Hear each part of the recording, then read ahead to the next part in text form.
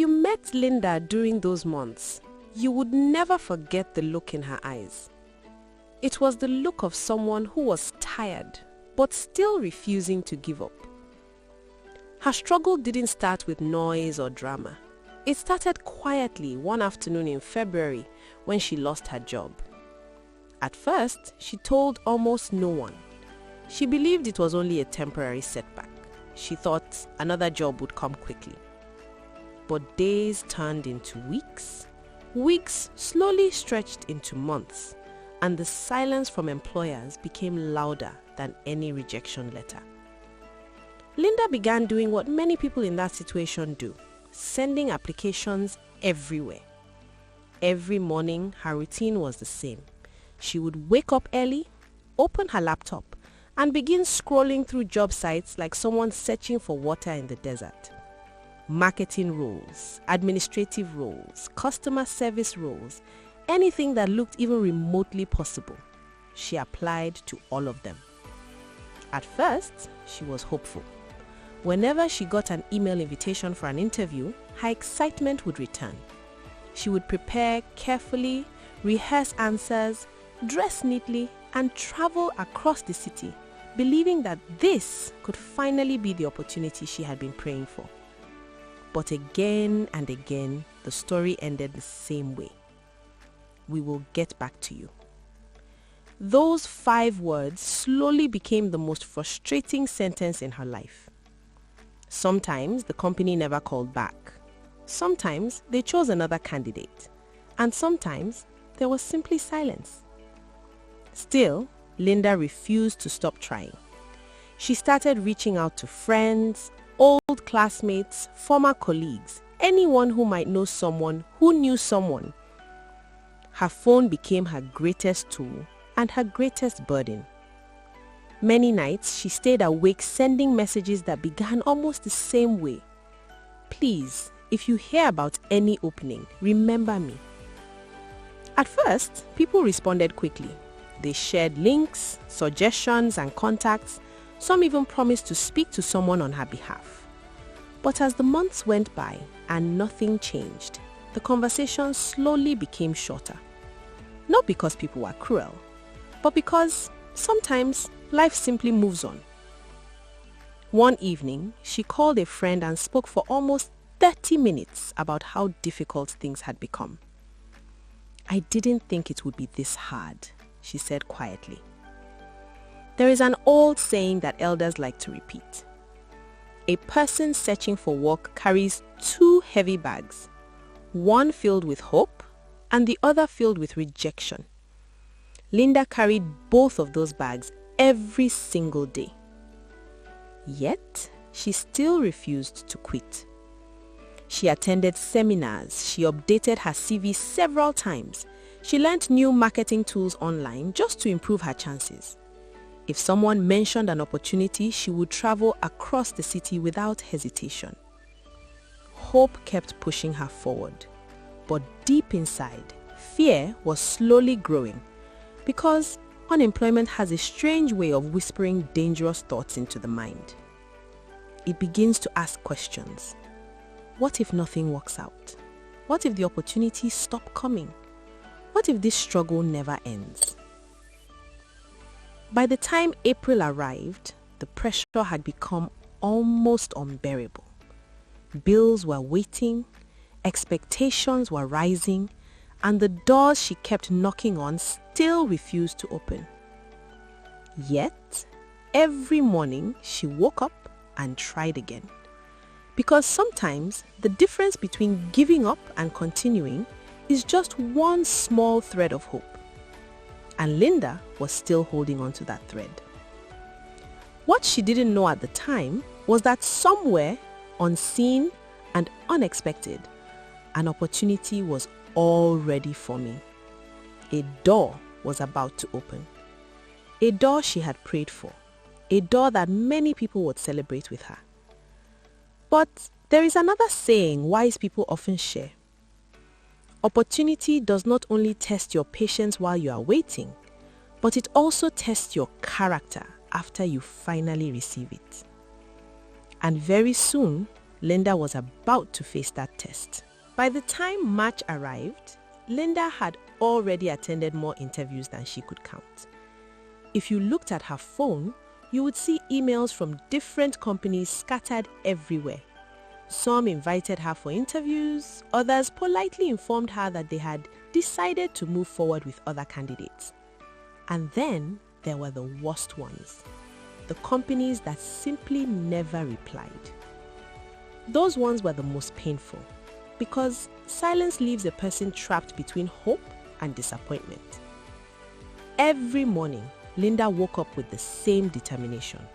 She would sit with her laptop, scroll through job listings, and apply again and again.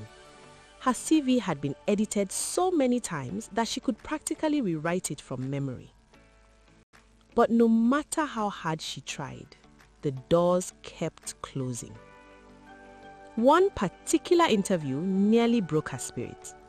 It was for a marketing role in a small company across town. She had prepared for days, researching the company and practicing possible questions. When she arrived, everything seemed to go well.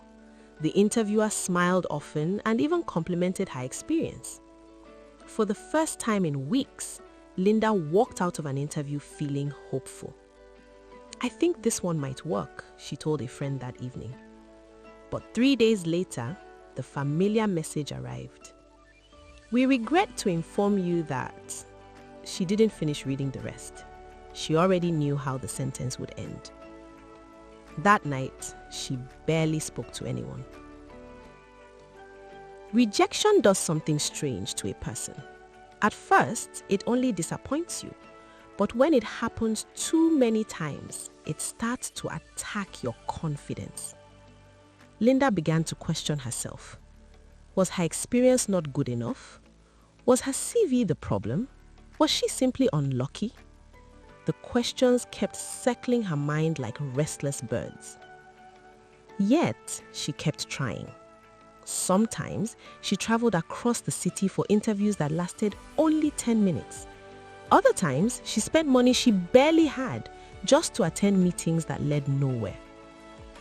One afternoon, she returned home exhausted after another unsuccessful interview. She dropped her bag on the chair and sat quietly for a long time.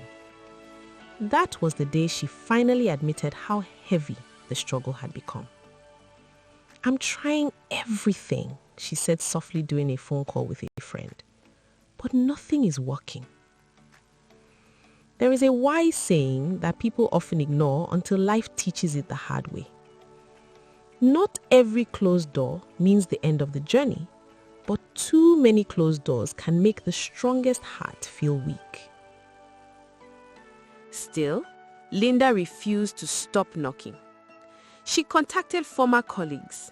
She messaged distant acquaintances. She even joined several job search groups online. Her determination was admirable, but desperation was slowly creeping into the picture as well. And desperation has a way of making people vulnerable, not only to disappointment, but sometimes to the wrong decisions. By the end of that month, Linda had reached a point where any opportunity, no matter how small, would have felt like a miracle. She didn't care about the title anymore. She didn't care about prestige. All she wanted was a chance. Just one door to open. And finally, after months of struggle and rejection, that door would appear. But the person who helped open it had no idea that the opportunity they were offering would eventually turn into a story none of us would forget. By the time April quietly arrived, most people around Linda had already heard about her struggle. Job hunting has a way of becoming public without a person intending it to be. At first, you only tell one or two close friends. Then those friends tell someone else who might know someone who can help. Before long, your situation becomes a small conversation that travels quietly through different circles. That was exactly what happened with Linda. Many people knew she had been searching for work for months. Many people also knew how determined she had been. But the person who finally helped her was someone she never expected. His name was Tunde. I had known Tunde for a while. He was the kind of person who paid attention when others were struggling. Not the type who made loud promises, but the type who listened carefully and helped when he could. One afternoon, during a casual conversation with a friend who worked in a marketing company, Linda's situation came up. The company occasionally hired marketing staff for campaigns, promotions, and client events around the city. It wasn't the most glamorous job in the world, but it was steady work. When a person who has been thirsty finally reaches water, the first thing they should do is drink with gratitude. Linda had finally reached that water. But sometimes life hides another lesson inside a blessing.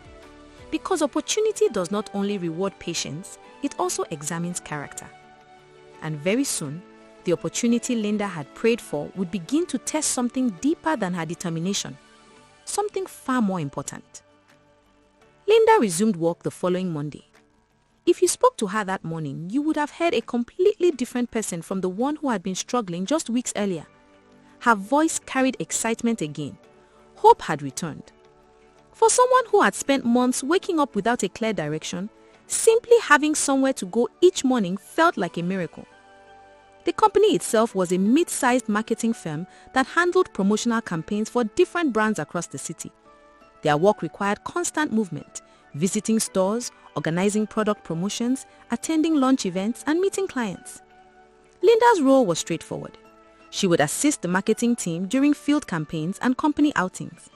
Sometimes it meant standing in busy supermarkets promoting products. Other times it meant attending corporate events where the team represented different brands. It was not the easiest job, but it was honest work. And after months of unemployment, Linda embraced it with enthusiasm. During her first week, she spoke about the job almost every evening. "The team is actually nice," she said one night. "My boss seems strict but fair," she mentioned another time. You could hear relief behind every sentence. It felt like her life had finally started moving again. One part of the job involved frequent travel around the city. Whenever the marketing team needed to attend a campaign or meet clients, the company allowed them to use ride-hailing services like Uber for transportation. After each outing, employees simply submitted the ride receipts and the company reimbursed the cost. It was a simple system, and most importantly, it was built on trust. There is a saying that wise people understand very well. Trust is like a clear glass cup. Once it breaks, no amount of glue can return it to its original form. At the time, however, there was no reason to suspect anything would go wrong. Linda settled into the job quickly. Her colleagues accepted her. She learned the routines. She began traveling with the team to different locations across the city. From the outside, everything looked exactly the way it should. A struggling woman had finally found her footing again.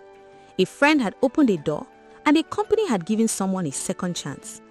But sometimes the greatest dangers do not appear as threats.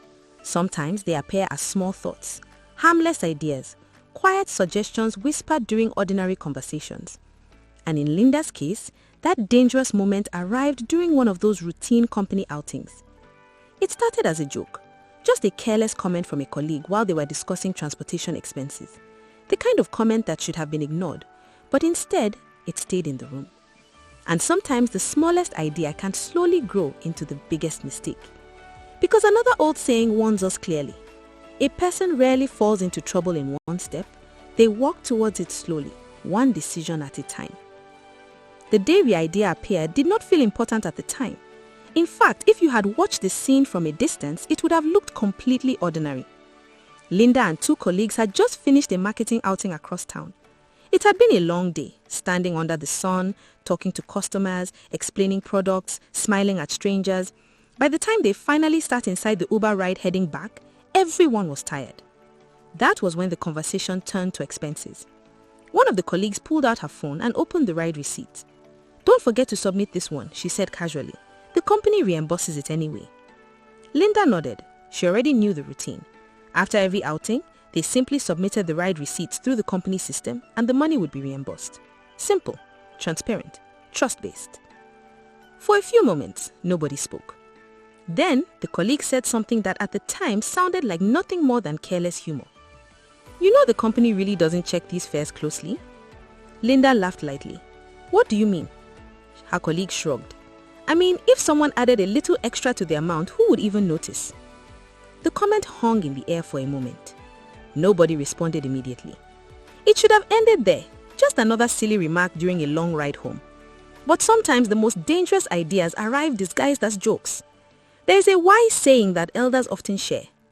Temptation rarely shouts. Most times, it whispers. Linda didn't agree immediately. In fact, she said something sensible at first. "That sounds risky," she replied. Her colleague waved her hand dismissively. "Relax, it's just small amounts. Nobody checks these things carefully." The conversation eventually moved on, but the thought had already entered the room. And once a thought enters the mind, it has a strange way of returning later. The next time they attended another company outing, the colleague brought up the idea again. This time, it wasn't a joke. It was a suggestion. "Just round the fare up a little," she said. "Nothing too obvious." Linda hesitated. For someone who had spent months desperately searching for work, the idea should have felt completely unacceptable. But temptation has a strange ability to disguise itself as something harmless. The first time it happened, the change was small. So small that it looked almost meaningless. Nothing dramatic. Just a tiny adjustment before submitting the receipt. The extra money arrived easily. Too easily. And easy money has a dangerous effect on people. It slowly convinces them that the risk does not exist. So they did it again. Then again. Each time believing that nothing would happen. Each time becoming slightly more comfortable with the decision. There is another saying wise people often remember. When a person repeats a small wrong action often enough, it eventually stops feeling wrong. And that's exactly what happened. What neither Linda nor her colleague realized was that someone inside the company had quietly started noticing something unusual. Not immediately, not dramatically, just small details. Numbers that looked slightly higher than expected. At first, it seemed insignificant, but sometimes the truth begins with a small question. And once someone begins asking questions, answers are never far behind. Unfortunately for Linda, those questions had already started. The truth did not explode into the open the way people expect scandals to happen. There was no shouting, no dramatic confrontation in front of the entire office. Instead, it began quietly, with a simple review of company expenses. Linda's boss was going through transportation reimbursement from several recent marketing outings. It was part of a routine, something managers did from time to time to keep company records organized. At first, nothing looked unusual, but after reviewing a few reports, something small caught his attention. The transportation costs for certain marketing outings looked slightly higher than expected. Not by a huge amount, just small differences. But experienced managers know something important. Small inconsistencies often hide bigger problems. So he decided to look deeper. He compared the submitted Uber receipts with the original ride records. Then he checked another outing. Then another. The pattern slowly became clear. The numbers did not match. The submitted amounts were higher. Not wildly exaggerated, but clearly adjusted. There is a saying that wise people understand well. A lie can travel far, but the truth never gets tired of following it. Once the boss saw the pattern, he knew exactly what needed to happen. The next morning, Linda and her colleague were called into his office. Neither of them suspected anything unusual. As far as they knew, the day was just another normal workday. But when they entered the office, something felt different. The boss was calm. Too calm. He gestured for them to sit. For a moment, he said nothing. He simply placed several printed documents on the table. Then he looked at them. "Can you explain these numbers?" he asked. Linda glanced at the papers. Her heart immediately began to race. The documents showed the Uber fares they had submitted, side by side with the original ride records. The difference was obvious. There was no misunderstanding, no confusion, just evidence. For a few seconds, nobody spoke. Silence filled the room like a heavy weight. Linda tried to explain. Her colleague tried to say something as well. But the boss simply listened without interrupting. When they finished speaking, he sighed quietly. Then he said something that stayed with me long after I heard the story. "We gave you this job because someone trusted you," he said. "And this is how you chose to repay that trust." There are moments in life when a person realizes that the consequences of their actions have finally arrived. That was one of those moments. The boss didn't shout. He didn't insult them. He simply informed them that their employment with the company was over. Just like that. Months of struggle, months of searching for work all erased by a decision that probably felt small at the beginning. Later that morning, Linda sent the message explaining what had happened. That was the message that appeared in our group chat. The same message that started the conversation that morning. And as I sat there reading it again, one thought refused to leave my mind. After everything she had gone through, after months of begging for an opportunity, why risk it for something so small? There's a saying that life teaches many people the hard way. Sometimes the greatest enemy of a blessing is not hardship. It is the choices we make after the blessing arrives.